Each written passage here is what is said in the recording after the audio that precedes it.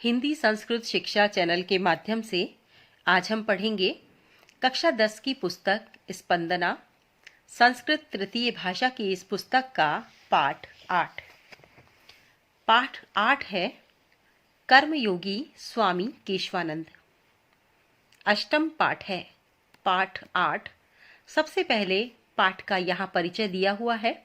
मैं शॉर्ट में आपको इसका परिचय बता देती हूँ। राजस्थानस्य रत्नगर्भेयं वसुंधरा धीराणां वीराणां लोकदेवतानां भक्तानां योगिनां तपस्विनां सतीनां संतानां च खनिरस्ति। राजस्थान की रत्नगर्भा वसुंधरा यानी रत्नों की खान ये धरती धैर्यशालियों की, वीरों की, लोक देवताओं की, भक्तों की, योगियों की, तपस्वियों की, सतियों की और संतों की भूमि है या खान है। कानि तानि रत्नानि इति केनापि जिज्ञासते चेत तावती भूयसी तेषां संख्या यत् सर्वेषां नाम ग्रहणमपि न सुकरम। कहते हैं कि ऐसे कौन से रत्न नहीं है या ऐसे कौन से रत्न हैं जिनकी हम इच्छा करते हैं और उनकी अधिकाधिक संख्या यहाँ पर नहीं हो। ऐसा संभव नहीं है, यानी जितने भी रत्न होते हैं उनकी अधिकाधिक संख्या यहाँ पर है, हमारे राजस्थान प्रदेश में है और सभी के नाम लेना आसान नहीं है, सुकर नहीं है। अस्यामेव भूमौ नातिचिरम जातस् एकस्य नररत्नस्य स्वामिनः केशवानंदस्य प्रेरकं जीवन वृत्तम अत्र संक्षेपेण प्रस्तूयते। अस्यामेव भूमौ कहते हैं कि हमारी राजस्थान की भूमि पर अनेक रत्नों ने जन्म लिया और उन नर रत्नों में से ही अधिक समय नहीं हुआ है, नर रत्नों में से ही एक नर रत्न ने जन्म लिया। वे थे स्वामी केशवानंद और उनका प्रेरक जीवन वृत्त यहाँ पर संक्षेप में दिया जा रहा है। अब हम पाठ पढ़ेंगे कर्मयोगी स्वामी केशवानंद। स्वामी केशवानंदस्य जन्म पौष मासे 1940 तमे विक्रम संवत्सरे ईस्वी 1883 राजस्थानस्य सीकर जनपदे मगलूणा ग्रामे अभवत्। स्वामी केशवानंद का जन्म पौष के महीने में, पौष मास में 1940 विक्रम संवत में और ईस्वी 1883 में राजस्थान के सीकर जनपद के मगलूणा गांव में हुआ। यहाँ पर विक्रम संवत भी दिया हुआ है और ईस्वी संवत भी दिया हुआ है। अब यहाँ हम सोच सकते हैं कि कौन सा सही है, कौन सा सन सही है, तो दोनों ही सन सही है। विक्रम संवत राजा विक्रमादित्य के समय से चलता आ रहा है जो पुराना है, और ईस्वी सन जो ईसा के समय से है वो बाद में शुरू हुआ। इसे हम ईस्वी सन कहते हैं, ईस्वी पूर्व और ईस्वी सन के नाम से जानते हैं। तो विक्रम संवत्सर 1940 और ईस्वी सन 1883, इनमें अंतर है 57 वर्ष का, यानी विक्रम संवत ईस्वी सन से 57 वर्ष पुराना है। तो जहां भी हम विक्रम संवत की बात करते हैं तो हमें उसमें 57 वर्ष कम कर लेने चाहिए। यानी अगर आप विक्रम संवत की बात करते हैं तो 57 वर्ष जोड़ लीजिए, अगर आप ईस्वी सन की बात करते हैं तो 57 वर्ष इसमें से घटा दीजिए, यानी दोनों में 57 वर्ष का अंतर होता है। विक्रम संवत 57 वर्ष पुराना है। तो यहाँ इसलिए दो सन की बात की गई है, एक तो संवत्सर की और एक ये सन की। अस्य पितुर्नाम ठाकुर सी ढाका इति मातुश्च नाम सारा इत्यासीत। इनके पिता का नाम ठाकुर सी ढाका और माता का नाम सारा था। बाल्ये केशवानंदस्य नाम बीरमा इत्यासीत। बचपन में केशवानंद का नाम बीरमा था। यदा एषः बालः सप्तवर्षकल्प आसीत, जब यह 7 वर्ष के थे, तदैव उष्ट्रम एकम आश्रित्य यानी ऊंट पर चढ़कर रतनगढ़ स्थले जीवन यापन कुर्वन् पिता दिवंगत है। तो ये ऊंट का आश्रय लेकर, यानी इनके पास एक ऊंट था और उससे ये रतनगढ़ नामक स्थान पर अपना जीवन यापन करते थे, और उसी समय पिता इनके दिवंगत हो गए, यानी इनके पिता की मृत्यु हो गई, पिता का निधन हो गया।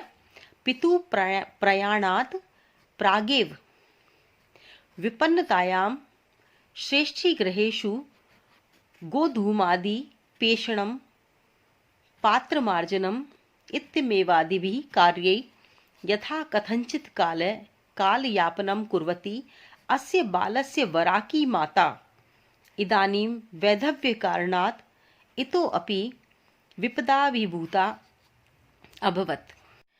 पिता की मृत्यु से पूर्व ही विपन्नतायाम यानी गरीबी में श्रेष्ठी ग्रहेषु सेठों के घरों में गोधूमादि चूर्ण इत्यादि का निर्माण करना और पात्र मार्जनम यानी बर्तन आदि मांजकर, बर्तन आदि साफ करके वह यथा कथितंच कालम यापनम कुर्वती किसी प्रकार से अपना समय व्यतीत करती हुई, अपना जीवन यापन करती हुई अस्य बालस्य वराकी माता, इस बालक की दयनीय स्थिति में जो माता थी, निर्धन जो माता थी, और इदानीं वैधव्य कारणात् इतो अपि विपदा विभूता अभवत, और इसके बाद वैधव्य के कारण यानी पति की मृत्यु के कारण और भी अधिक विपदाओं से ग्रस्त हो गई, परेशानियों से घिर गई। उच्यते ही कहते भी हैं कि छिद्रेष्वनर्था बहुली भवंती, यानी कमजोर व्यक्तियों पर और भी अधिक आफतें आती रहती हैं, यानी समस्याएं जो हैं वो कमजोर व्यक्तियों पर और भी आती रहती हैं, समस्याएं और अधिक आती हैं। इदानीम मातु सहयोगाय, इसके बाद माता की सहायता के लिए बीरमा ने बालकेन, बीरमा बालक के द्वारा गोचारण कार्यम आरब्धम, यानी उन्होंने गाय चराने का कार्य प्रारंभ किया। तदानीन्तः दीनहीन ग्रामीण कृषक वर्ग श्रमिक वर्गश्च सामन्तानां राज्ञां नवाब संज्ञकानां वा वैदेशिकानां च शासकानां त्रिविधे दासता पंजरे आबद्ध आसीत्। तब से दीनहीन ग्रामीण और किसान वर्ग, श्रमिक वर्ग यानी मजदूर वर्ग, सामंतों के, राजाओं के और विदेशियों के शासन से तीनों प्रकार से दास्ता के पिंजड़े में बंधे हुए थे। रौरव नरक प्रायम ही ये शाम जीवनम आसीत, यानी रौरव नरक के समान इनका जीवन यापन होता था। इनका जीवन रौरव नरक के समान था। रौरव एक प्रकार का नरक कहा जाता है जो बहुत ही अधिक यातनाओं से युक्त होता है। अयम पुनः गंडस्योपरि पिटके संवृत, यानी इस प्रकार कहते हैं कि जिस प्रकार शरीर में हमारे कहीं घाव हो जाता है और उस घाव के ऊपर एक और घाव हो गया हो, छोटा घाव, फुंसी सी हो गई हो, तो गंडस्योपरि पिटके है, यानी घाव के ऊपर फुंसी हो जाना और अधिक पीड़ादायक होता है। तो यत भयंकरो दुर्भिक्ष काल समापन्न है। तो यहाँ कहने का अर्थ है कि जिस प्रकार विदेशियों के शासनकाल में, राजाओं के शासनकाल में, सामंतों के शासनकाल में श्रमिक वर्ग बहुत दुखी था, किसान वर्ग दुखी था, ग्रामीण बहुत ही दीनहीन थे, तो इस प्रकार से वो वैसे ही परेशान थे, यानी समस्याओं से घिरे हुए थे। जैसे किसी व्यक्ति के शरीर में घाव हो जाता है तो वो तकलीफ में होता है, इसी प्रकार से ये सभी वर्ग तकलीफ से घिरे हुए थे, तकलीफों से, समस्याओं से घिरे हुए थे। और इन समस्याओं के ऊपर एक और समस्या आ गई। वो कौन सी समस्या थी कि इन समस्याओं के साथ ही भयंकर अकाल भी वहां पर पड़ गया। और वो कौन सा अकाल था? छप्पनिया अकाल। इसे छप्पनिया अकाल कहते हैं। कुख्यातो विक्रम संवत् 1956 तमस्य तस्मिन् दारुणे दुर्भिक्षे प्राणधारणम अपि दुर्भरम आसीत्। कहते हैं कि 1956 में जब ये अकाल पड़ा था तो इसे छप्पनिया अकाल के नाम से जाना गया, कहा गया। और ये कुख्यात छप्पनिया अकाल है। यानी इस छप्पनिया अकाल के बारे में आज सभी जानते हैं कि उस समय बहुत ही दारुण दुखदाई दुर्भिक्ष अकाल, ऐसा अकाल पड़ा था जब लोगों का प्राण धारण करना भी बड़ा मुश्किल था। यानी अपने प्राण बचा पाना भी बहुत मुश्किल था। चतुर्दिक्षु, चारों दिशाओं में जलम नैव, पानी नहीं था, अन्नम नैव, अन्न नहीं था, तृणम नैव, घास भी नहीं थी, आसीत केवलम क्षुत पिपासयो अखंड साम्राज्यम। और वहां पर क्या बचा था शेष? केवल भूख और प्यास का अखंड साम्राज्य था। प्राणी नाम आर्तनादश्च, और चारों तरफ प्राणियों का आर्तनाद सुनाई दे रहा था। शमी वृक्षाणाम त्वचम भरूट संज्ञकम घासम च खादित्वा, शमी वृक्ष की त्वचा, छाल खाकर और भरूट नामक घास को खाकर मनुष्य किसी प्रकार से अपने प्राणों की रक्षा कर रहे थे। पशु प्राय काल कवलिता, और पशु लगभग काल कवलित हो चुके थे, यानी मर चुके थे या जीवन समाप्त उनका हो चुका था, काल का ग्रास बन चुके थे। एतो माता पुत्रौ अपि जनपदात् जनपद ग्रामात् ग्रामम च अटन्तौ आस्ताम, और ऐसे समय में ये दोनों माता और पुत्र भी जनपद से जनपद, गांव से गांव घूम रहे थे।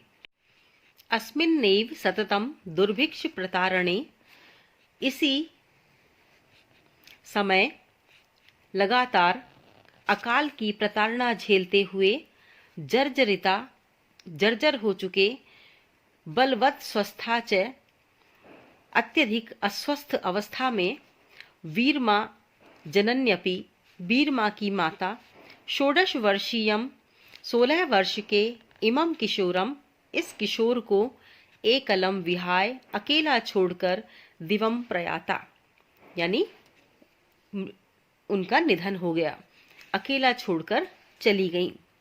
तदनंतरम एकलो अपि सन, इसके बाद अकेले होने पर, असार संसार दुख दावानल, अकेले होने पर इन्हें लगा कि ये संसार असार है, इसमें कोई सार नहीं है, और दुख की अग्नि प्रज्वलित हो रही है यहाँ, यानी दुख रूपी दावानल है ये संसार। द्वितीय क्षुत पिपासार्दितः वीरमा उत्तरस्याम दिशि अज्ञाते पथि आहिंडमानः पंजाब फिरोजपुरम प्राप्तम। तो इसके बाद जब वे अकेले रह गए, तदनंतरम एकलो अपि सन, जब वे अकेले रह गए और इस असार संसार में दुख दावानल से पीड़ित होकर और भूख प्यास से पीड़ित बीरमा उत्तर दिशा की ओर अज्ञात रास्ते पर चल दिए और घूमते घूमते पंजाब के फिरोजपुर प्रांत में पहुंच गए। तत्र केनापि कृपालुना आर्य समाजस्य अनाथलये प्रवेशितो अयम बीरमा रोटिकायाम अक्षर ज्ञानस्य च युगपत दर्शनम इदम प्रथमतया अकरोत्। वहां पर किसी दयालु व्यक्ति के द्वारा आर्य समाज के अनाथालय में इन्हें प्रवेश दिलवा दिया गया और उनकी भोजन की व्यवस्था वहां कर दी गई, अक्षर ज्ञान की व्यवस्था वहां पर कर दी गई। तो इस प्रकार से इनका सर्वप्रथम इनके पढ़ने की व्यवस्था हुई और इनके भोजन की व्यवस्था हुई।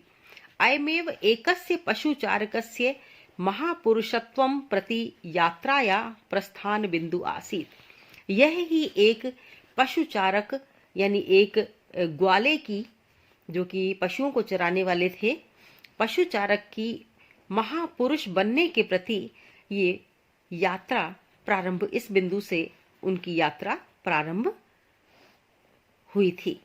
अत्र तस्य हृदि संस्कृत अध्ययनेच्छा अंकुरिता।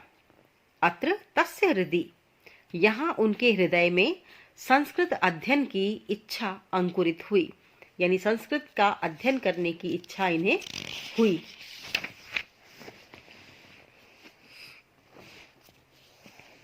जिज्ञासिते सति कथितं यद जाटस्य तव संस्कृतं क्व सुलभम।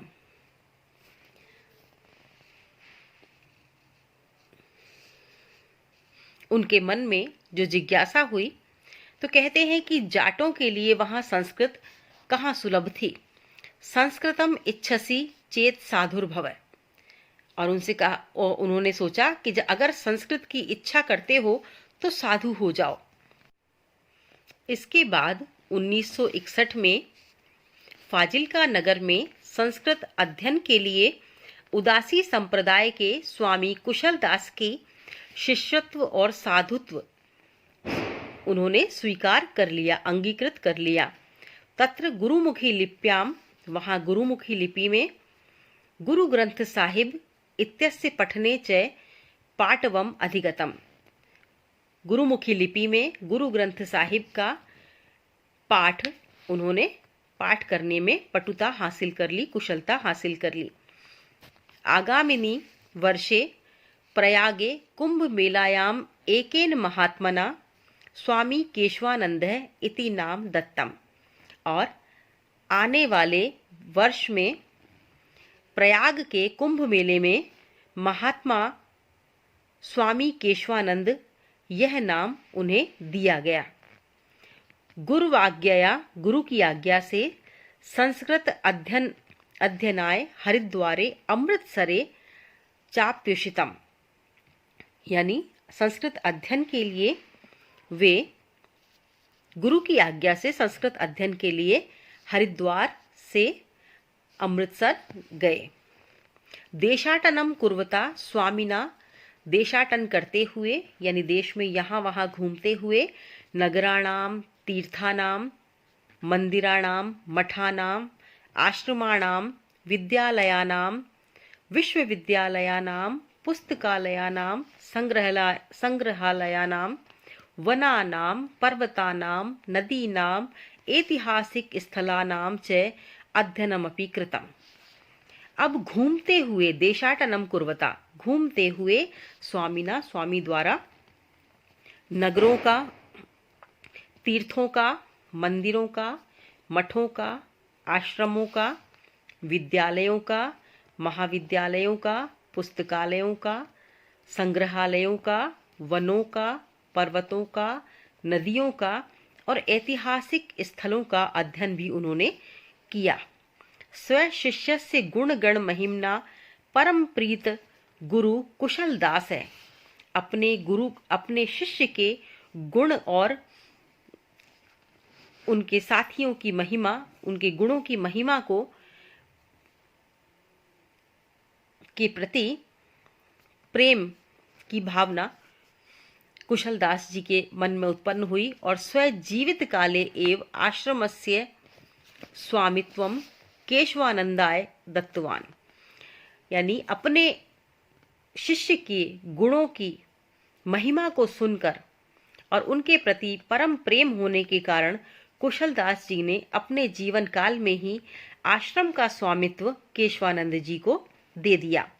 गुरु पीठे च तम प्रतिष्ठापितवान, और अब वे गुरु की गद्दी पर बैठ चुके थे, यानी गुरु की जो पीठिका थी, जो गद्दी थी, उस पर वो प्रतिष्ठित हुए। परोपकाराय सताम विभूतये, कहते हैं परोपकार करने के लिए ही सज्जनों की संपत्ति होती है। इति धिया समृद्ध मठस्य विभूति नाम उपयोगम विधाय उर्दू प्रधाने फाजिल का अबोहर क्षेत्रे राष्ट्रभाषाया प्रचार कार्यम आरब्धम। और इसके बाद उन्होंने उस समृद्ध मठ की विभूति को, यानी समृद्ध मठ की जो धन संपत्ति थी, उसे उर्दू प्रधान फाजिल का अबोहर क्षेत्र में राष्ट्रभाषा का प्रचार कार्य प्रारंभ किया। आदौ तावत आश्रमे एव वेदांत पुष्प वाटिका इत्याख्ये और सबसे पहले उन्होंने आश्रम में एक वेदांत पुष्प वाटिका नामक सार्वजनिक हिंदी पुस्तकालय वाचनालय प्रारंभ किया। तत्पश्चात अत्रैव एका संस्कृत पाठशाला अपि स्थापिता, और इसके बाद यहीं पर उन्होंने एक संस्कृत पाठशाला भी स्थापित की। अबोहर नगर में नागरी प्रचारिणी सभा प्रारब्धा, और अबोहर नगर में ही नागरी प्रचारिणी सभा प्रारंभ की। जन सहयोगेन साहित्य सदनम अबोहर, जन सहयोग से, लोगों के सहयोग से साहित्य सदन अबोहर इस नाम से संस्था भी प्रारंभ की। रविंद्रनाथ ठाकुर शांति निकेतन ओपम आसीत, यानी एक ऐसी संस्था उन्होंने आरंभ की जो कि रविंद्रनाथ ठाकुर के शांति निकेतन जैसी ही थी। यन माध्यमेन च ग्राम्य क्षेत्रेषु, जिसके माध्यम से ग्रामीण क्षेत्रों के 25 विद्यालय, चल पुस्तकालय, सत साहित्य प्रकाश आदि के प्रकाशन के लिए दीपक प्रेस इस नाम से स्थापित की। साहित्य सदने एव स्वामिना 30तमं अखिल भारतीय हिंदी साहित्य सम्मेलनम अपि आयोजितम। साहित्य सदन में ही स्वामी जी ने 30 से अधिक अखिल भारतीय हिंदी साहित्य सम्मेलन भी आयोजित किए। हिंदी सेवार्थम, हिंदी की सेवा के लिए स्वामी जी ने साहित्य वाचस्पति तथा च राष्ट्रभाषा गौरवम इत्य उपाधि द्वयम प्रदत्तम। हिंदी की सेवा के लिए स्वामी जी को साहित्य वाचस्पति और राष्ट्रभाषा गौरव इस उपाधि से सम्मानित किया गया। केशवानंदस्य हिंदी प्रचार कार्याणाम एक सुफलम एतद आसीत् यत् देश विभाजनं काले पंजाबस्य फाजिल्का क्षेत्रम पाकिस्ताने गमनात् वारितम। केशवानंद जी के हिंदी प्रचार कार्य का एक अच्छा परिणाम यह हुआ कि जब देश का विभाजन हुआ तो विभाजन के समय में पंजाब का फाजिल्का, जो कि हिंदी भाषी क्षेत्र था, वह पाकिस्तान जाने से रह गया। स्वतंत्रता आंदोलने अपि सक्रिय स्वामी केशवानंद है।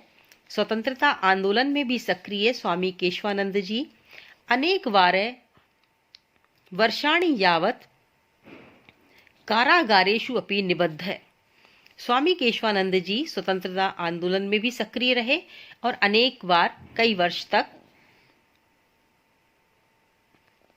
कारागार में भी रहे, यानी जेल भी गए। शिक्षा प्रसाराय, शिक्षा के प्रसार के लिए कृत भूरि परिश्रमेण, उन्होंने बहुत अधिक परिश्रम किया। स्वामिना ग्रामोत्थान विद्यापीठ संगरिया इत्यस्य संस्थापन कृतम। स्वामी जी ने शिक्षा की प्रचार प्रसार के लिए ग्रामोत्थान विद्यापीठ संगरिया इस नाम से स्थापना भी की। ग्राम्य क्षेत्रेषु 3 उपत्रिंशत् शिक्षाशाला, ग्रामीण क्षेत्रों में उन्होंने 300 शिक्षाशालाएं खोली। 50 छात्रावास स्थापित किए। शिक्षा क्षेत्रे स्वामिने श्रमः, शिक्षा क्षेत्रे स्वामिने श्रमः, शिक्षा के क्षेत्र में स्वामी जी का परिश्रम पंडित मदन मोहन मालवीय से पुरुषार्थ स्मारयति। शिक्षा के क्षेत्र में जो स्वामी जी ने परिश्रम किया, जो मेहनत की, वह पंडित मदन मोहन मालवीय जी के पुरुषार्थ की याद दिलाती है। योग्यमेव स्वामिर्वर्य शिक्षा संतः इति विरुदेन भूषित, और यह योग्य स्वामी जी शिक्षा संत के नाम से, शिक्षा संत की उपाधि से विभूषित हुए। समाज सुधारक केशवानंद मरु प्रदेशे व्याप्ता नाम मृत्यु भोजनम। अब केशवानंद जी ने जो समाज सुधार के कार्य किए उसके बारे में यहाँ वर्णन किया जा रहा है कि समाज सुधारक केशवानंद जी ने मरु प्रदेशे व्याप्ता नाम, यानी राजस्थान प्रदेश में जो व्याप्त था मृत्यु भोज, बाल विवाह, नारियों का उत्पीड़न, यौतुक प्रथा यानी दहेज प्रथा, अवगुंठन प्रथा यानी पर्दा प्रथा, अस्पृश्यता, मद्य सेवन यानी शराब पीना, इत्यादि कुप्रथाओं के निवारण के लिए उन्होंने हमेशा सचेष्ट प्रयास किए। स्वामिनो जीवनम सर्व पंथ सद्भावस्य निदर्शनम अस्ति। स्वामी जी का जीवन सभी पंथों के मार्गदर्शन के लिए रहा। अयम ही जाट जातौ जातः, ये जाट जाति में उत्पन्न हुए थे। परम सिख गुरो नानक देवस्य पुत्रेण श्री चंदनेन प्रवर्तिते उदासी संप्रदाय दीक्षिते। लेकिन श्री जाट जाति में उत्पन्न होकर भी सिख गुरु नानक देव जी के पुत्र श्री चंदन देव जी से उदासी संप्रदाय में दीक्षित हुए। गुरु ग्रंथस्योत्तम पाठी अभूत, और ये गुरु ग्रंथ के सर्वोत्तम पाठी थे, यानी गुरु ग्रंथ साहिब का पाठ ये सर्व अच्छी तरह से कुशलता पूर्वक करते थे। एकाधिक वार्षिक साधनया एकादश वार्षिक साधनया, यानी 11 वर्ष तक साधना करने के बाद 700 पृष्ठात्मकस्य सिक्खेतिहासस्य लेखनम कारितवान। इन्होंने 11 वर्ष तक साधना की और 700 पृष्ठ की सिखों के इतिहास का लेखन किया, सिखों के इतिहास लिखा। विभाजन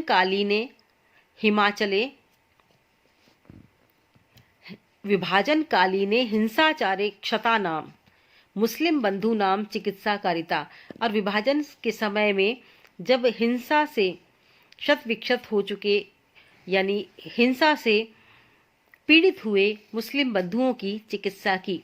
सिख, विष्णोई, नामधारी, दशनामी, आर्य समाजी, जैन ध्याचार्याणाम सम्मानने कार्यक्रमा आयोजिता।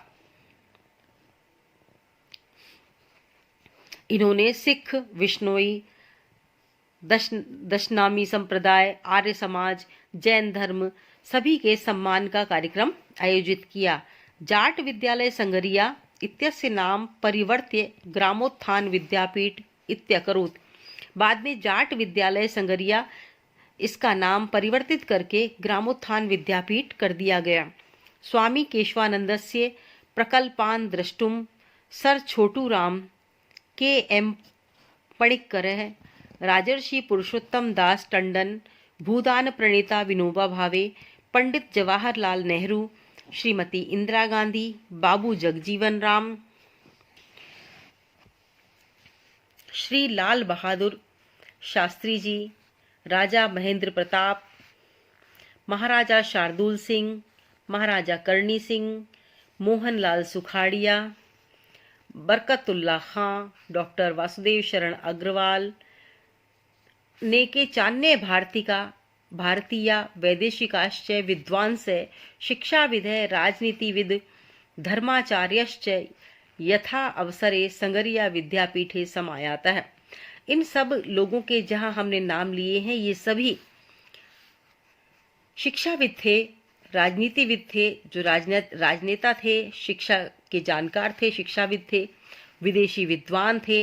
ये सभी समय समय पर संगरिया विद्यालय में विद्यापीठ में आते जाते रहते थे। शिक्षायाम महिला कल्याण, शिक्षा के लिए, महिला कल्याण के लिए, दलितों के उत्थान के लिए ये हमेशा संलग्न रहे। स्वामी जी द्विवारम संसद सदस्य अवर्तत। शिक्षा के लिए, महिला कल्याण के लिए, दलितों के उत्थान में लगे हुए स्वामी जी 2 बार संसद सदस्य बने। सत्य विलक्षणो अयम आसीत् सन्यासी यह खलु आत्मकल्याणस्य मुक्ते व मार्गम अनादृत्य। सत्य ही विलक्षण थे ये सन्यासी जो आत्मकल्याण और मुक्ति का मार्ग हमें दिखाते हैं। न तू अहम काम ये राज्यम, वो कहते हैं कि मैं अपने राज्य की कामना नहीं करता हूँ, न स्वर्गम ना पुनर्भवम, ना ही स्वर्ग की कामना करता हूँ और ना ही मैं कहता हूँ कि मेरा पुनर्जन्म हो। काम ये दुख तप्ता नाम प्राणी नाम आर्तनाशनम, मैं सिर्फ एक ही कामना करता हूँ कि दुख में तपे हुए या दुख से ग्रसित इन प्राणियों के दुख का नाश हो जाए।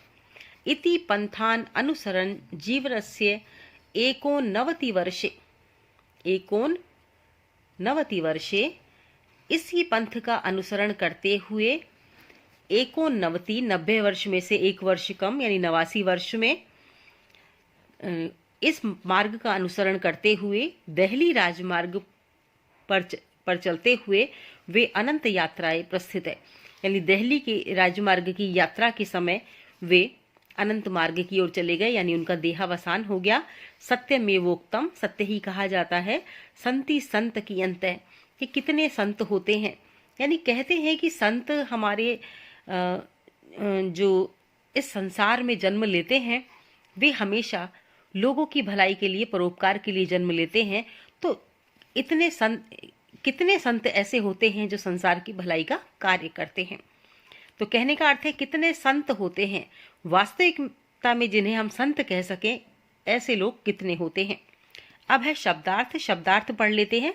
सप्तवर्ष कल्पः, प्रायशः सप्तवर्षीय, लगभग 7 वर्ष का।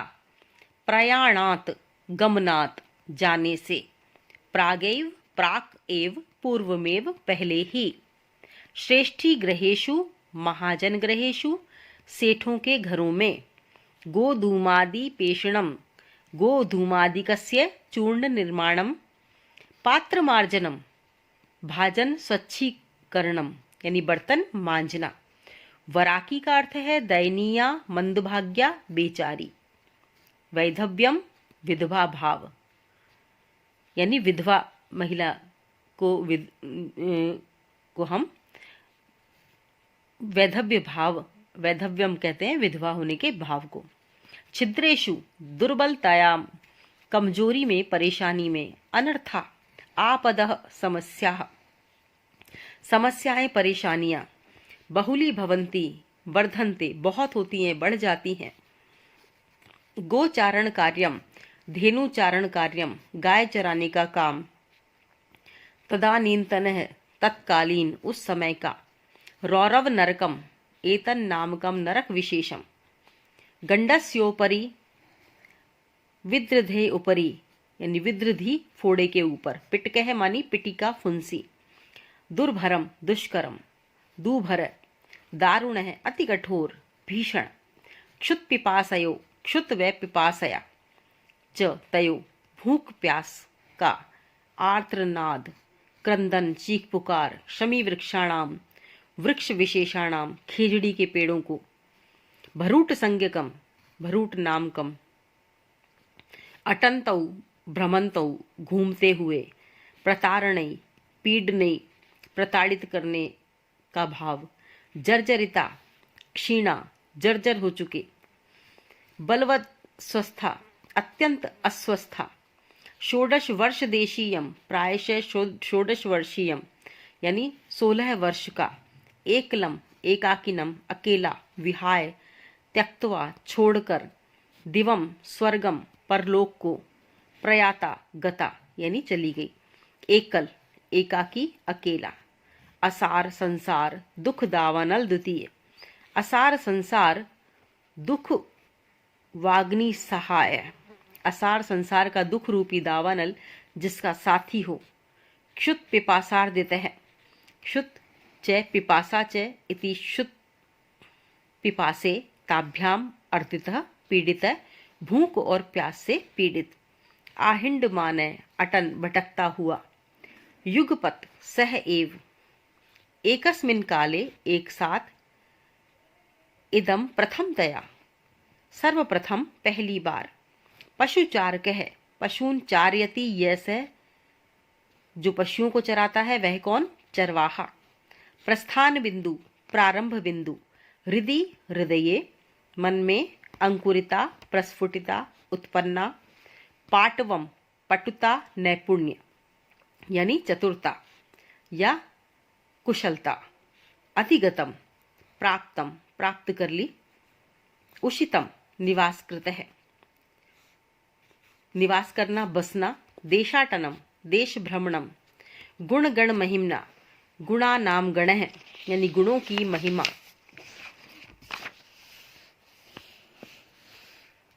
गुणों के समूह को कहेंगे गुणगण। तस्य महिमा, तेन, उसकी महिमा। गुण समूह की महिमा से। परम प्रीत, अति प्रसन्न होकर, परम प्रीति से। प्रेम युक्त होकर। परोपकाराय, परहिताय यानी दूसरों का हित, भलाई, सताम विभूतये, सत्पुरुषाणाम संपतये यानी सज्जन पुरुषों की संपत्ति, शांति निकेतनोपमा, शांति निकेतन तुल्या, शांति निकेतन जैसी ही, वारितम, निवारणम कृतम। तो ये था पाठ 8 कर्मयोगी स्वामी केशवानंद। अगले पाठ में हम इस पाठ में दिए हुए संधि विच्छेद और प्रश्नोत्तर करेंगे।